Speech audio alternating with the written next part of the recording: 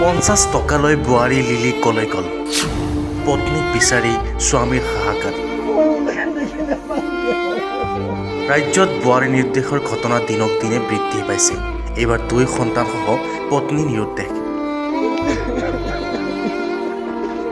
বেংকত কাম আছে বুলি কৈ স্বামীৰ পৰা 50 টকালৈ লিলিয়ে উৰা মাৰিলে অন্য পিঞ্জৰালৈ দিন হাজিৰা কৰা স্বামীয়ে 50 টকা দি কামলৈ বুলি ওলাই গ'ল দিনৰ দিনটো কাম কৰি ঘৰলৈ ঘূৰি আহি দেখিলে ল'ৰা ছোৱালী হালৰ সৈতে মানুহজনী নাই মানে নাই ধৰ 16 তাৰিখৰ দিন ধৰি মোৰ মানুহজনী 50 টকা ল'লে লৈ পিনে বেংকত যাম বুলি কৈ তাৰপৰা মই কামলৈ গুচি গ'লোঁ তাৰপৰা মই আহি চালোঁ ঘূৰি মোৰ ল'ৰা ছোৱালী নাই মাইকী নাই লিলিয়ে অন্য দিশে গতি কৰিলে কাৰোবাৰ সৈতে মিলি লিলিয়ে কাৰ লগত মিলিলে বুলি সাংবাদিকৰ প্ৰশ্ন উত্তৰত স্বামীয়ে ক'লে দুদিনমান আগতে আলহী আহিছিল আমাৰ ঘৰলৈ ঢকুৱাখানৰ এহাল স্বামী স্ত্ৰীগৰাকী হেনো লিলিৰ সখী লগত সখীৰ স্বামী আলহী যি ঘৰলৈ আহিলে যাবলৈ মনে নেমেলে আলহী স্বামী বোলে পত্নীৰ সখী হয় কিনো কম লাহে লাহে স্বামী লহিতৰ মনত সন্দেহ জাগিলে ইহঁতৰ উদ্দেশ্য কি কিন্তু দিন হাজিৰা কৰা লহিতে ভবাই নাছিল দুদিন পিছত পত্নীও নোহোৱা হ'ব ঘৰৰ পৰা মই সন্দেহ কৰোঁ মানে মোৰ এটা সন্দেহ আছে তাৰমানে আমাৰ ঘৰলৈ আলহী আহিছিলে ফুৰিবলৈ তাৰমানে তাই মোৰ মানুহজনী চিনাকি সখী ঢকুৱাখানা চেনিমাৰি কিমান দিন আগতে আজি প্ৰায় ময়ো নাজানো তাই সখী পতা আজি প্ৰায় এবছৰ 6 মাহমান হ'ব লাগে আৰু আহিলে ফোন কৰি মাতিলে আমাৰ ঘৰলৈ আলহী হিচাপে আহিলে 5 দিনমান থাকিলে তাৰপৰা মই মতামাইকী হালে থাকিলে মই পঠিয়াই দিওঁ তাৰপৰা পঠিয়াই দিয়া স্বত্বতো সি থাকিবলৈ মন ধৰ দুটি সন্তান লগত লৈ নিৰুদ্দেশ লখিমপুৰ জিলাৰ ঘিলামাৰা চিনাই গোহাঁই গাঁৱৰ বোৱাৰী লিলি বুঢ়াগোহাঁই নাতিহঁতক বিচাৰি ককাকৰ হিয়া ভঙা কান্দোন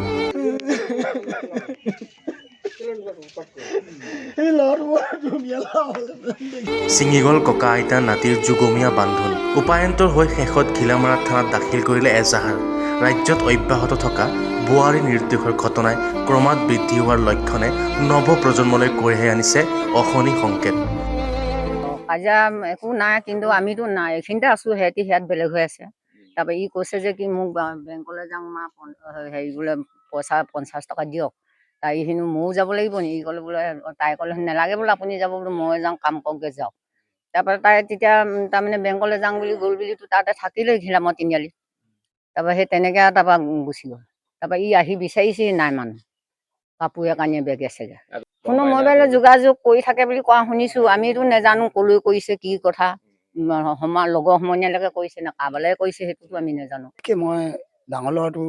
বোৱাৰীজনী হেৰাই গুচি গ'ল আৰু নাতি হালতে সিহঁতি বেলেগ হোৱা আজি বহুত বছৰ হ'ল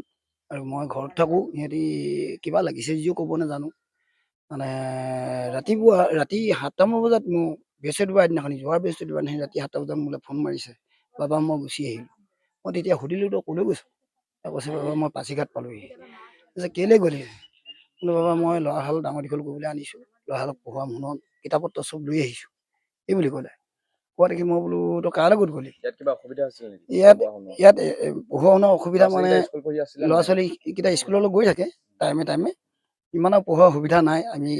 বাপেকটো হ'ল দেউতাকটো হ'ল হাজিৰা কৰি খোৱা মানুহ গতিকে সিমান সুবিধা দিব নোৱাৰে অকণমান মাজে মাজে দুদিন এদিন স্কুল ক্ষতি কৰিবই আৰু গতিকে এতিয়া মই মানে মোৰ এটাই অনুৰোধ মই মানে গোটেই অল ভাৰতৰ ভিতৰত গোটেই থানালৈ মই প্ৰতিখন থানালৈ সেৱা জনাইছোঁ আগবঢ়াইছোঁ মোৰ নাতিকেইটা যেন আপোনালোকে যেনে তেনে কিবা এটা সহায় কৰি পেলাই মই উলিয়াই দিয়ে মই তাৰ প্ৰতি মানে বহুত অনুৰোধ কৰিছোঁ আৰু হিমন্ত বিশ্ব শৰ্মা ডাঙৰীয়াক মই